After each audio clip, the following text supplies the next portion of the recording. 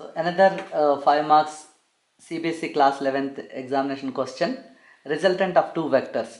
Suppose if two vectors in this figure P and Q, these are the two vectors acting at an angle alpha, then what about its resultant?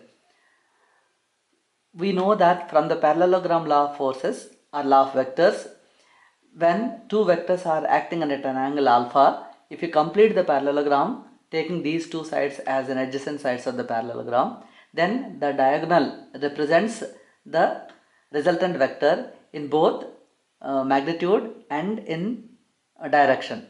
So now what is the expression for r? Because all the time we don't have time to draw the parallelogram and find out the length and then estimate the resultant of it. So we wanted to write a formula for it. So to derive the formula, let us extend this one. After completion of this parallelogram, let's draw one perpendicular onto this extended side.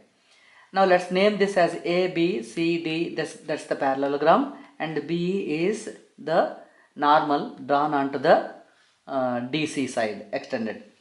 Now R, we know that R bar is equal to P bar plus Q bar.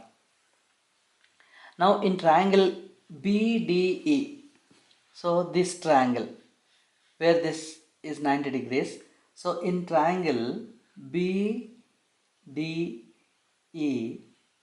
according to Pythagoras theorem, BD square is equal to BE square plus DE square. The hypotenuse square is equal to sum of the squares of the perpendicular and the base. Now BE square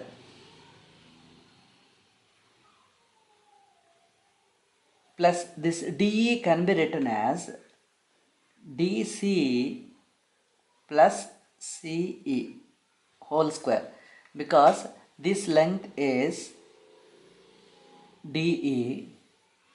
This can be divided into DC plus CE. Now let us square it. DC square plus CE square plus 2 times DC times CE. Now if you look at the triangle BCE, this triangle BC is hypotenuse, so BC square must be equal to BE square plus CE square. Here we have got two terms, BE square and CE square.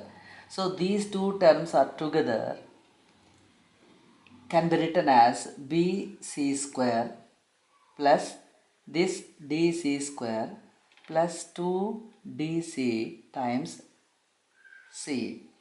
Now BC, what is this BC? Is nothing but Q square. And what is this DC? It is P square. Now 2P times C. Now if you observe this triangle, this is B, this is C, this is E. Cos alpha is equal to CE by BC, or CE can be replaced by BC cos alpha, or I can simply write it as Q cos alpha. So this result I would like to put here, then Q square plus Q square plus 2PQ cos alpha. So this is R square. So this is the result of the square of the resultant.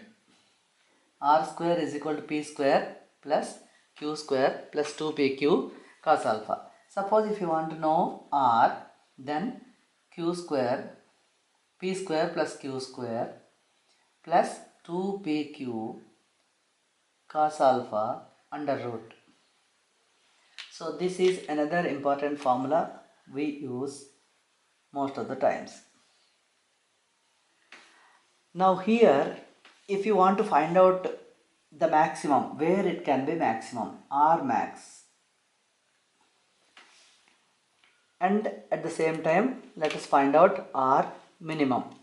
So first let's calculate R maximum. So R maximum is obtained at alpha is equal to 0, because we know the value of cos alpha. When it is cos 0, then it is maximum, and the minimum value is cos alpha. When cos 180, then it is minus 1. So cos varies from +1 to -1. These are the top peak values. So this is positive 1, this is negative 1. This is obtained at 0. So when cos 0 is there, so then that is 1, and when cos 90 it is 0, cos 180 it is -1, and so on. Okay, so now first let us find out R maximum. R maximum is equal to P square plus Q square plus 2PQ cos 0. Therefore it's going to be P square plus Q square plus 2PQ. Cos 0 is 1. Therefore finally it turned out to be P plus Q whole square under root. Therefore R maximum is P plus Q. Now if you want to derive R minimum, so we have already told that cos 180 is equal to -1. Therefore R minimum is equal to under root P square plus Q square plus 2PQ into cos 180, that is square root of P square plus Q square plus 2PQ into -1, that is P square plus Q square minus 2PQ under root. If you consider that P is greater than Q, then this can be written as P minus Q whole square under root, then it is P minus Q. Therefore R minimum is P minus Q. Now that means the resultant will be always in between these P minus Q. This is the minimum value, and this is P plus Q. This is maximum value.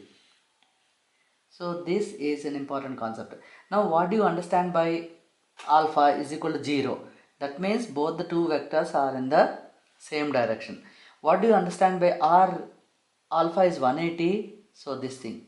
We know that how do we calculate? Suppose this is one vector and this is another vector. What is the angle between the two vectors? Means you have to extend in this direction where the two heads are deviating away. So this is only known as angle between the two vectors.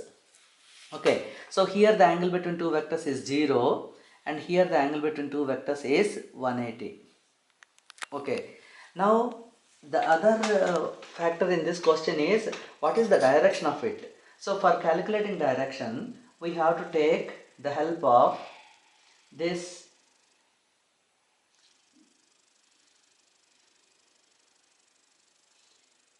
is B, this is D, this is R of course, this is P, this is Q, and this is alpha, and this is E. Now our aim is to calculate theta. So from the figure, tan theta is equal to perpendicular by base, that is BE by base DE. Now BE by DE, again it can be written as DC plus CE. Now from this triangle BE, that is perpendicular is always hypotenuse times sin alpha, and base is always hypotenuse times of cos alpha. So BE, that is nothing but BC sin alpha or Q sin alpha by DC is nothing but P plus Q cos alpha. So this is the direction of the resultant vector making with the horizontal vector. Therefore, theta is equal to tan inverse q sin alpha by p plus q cos alpha. So this is the direction. So in this question we have talked about the resultant of two vectors. When two vectors are making an angle alpha, acting at an angle alpha, then what is its resultant vector? For that we have derived r is equal to square root of p square plus q square plus 2pq cos alpha, and then we have also calculated r maximum. R maximum will be obtained only when cos alpha is maximum. Cos alpha maximum value is 1, and R minimum is obtained when cos alpha is minimum, that is minus 1. So alpha must be 180 degrees. Alpha is 0 means both are acting in the same direction, and alpha is 180 means both are acting in the opposite direction. Let's consider, to understand this concept, if force is also vector. Suppose two forces are acting in the same direction, we will have to add them. If the two forces are acting in opposite direction, we have to subtract, and the resultant will always be in the direction of that force which is more, so which is dominating the other one. In that direction the resultant will be there. So this tan theta is equal to tan inverse q sin alpha by p plus q cos alpha is the direction with the horizontal. This r is making an angle theta with horizontal. Now one more special case can be asked. Suppose if the two vectors are equal, then the maximum vector will be twice of one of the vectors, p plus q. When p is also equal to q, it becomes 2p, and minimum will be when we write the minimum is p minus q, that is 0. Now if two vectors are acting at an angle 90 degrees suppose, then in that case cos alpha becomes cos 90, which is 0.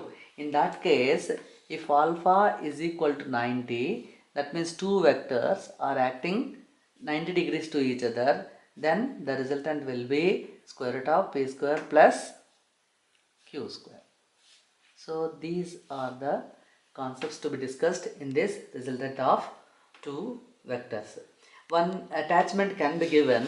The attachment may be, suppose if two vectors are acting at an angle alpha, this is p and this is q, then the resultant is r. Suppose if you reverse this p, that means if p is acting in this direction and q remains in the same direction, then the resultant is r dash. So here it is alpha, then it must be 180 minus alpha. Now we will get an interesting result. So r square is equal to p square plus q square plus 2pq cos alpha. That's what we have derived. And r dash square is equal to p square plus q square plus 2pq cos 180 minus alpha, because the angle between these two vectors is 180 minus alpha. So which is again r square, r dash square is equal to, is going to be p square plus q square minus 2pq cos alpha, because cos 180 minus alpha is minus cos alpha. Therefore, if you add these two, r square plus r dash square is always equal to twice p square plus q square. This could be asked as an extension. So this is the 5 marks question, can be expected in final examination.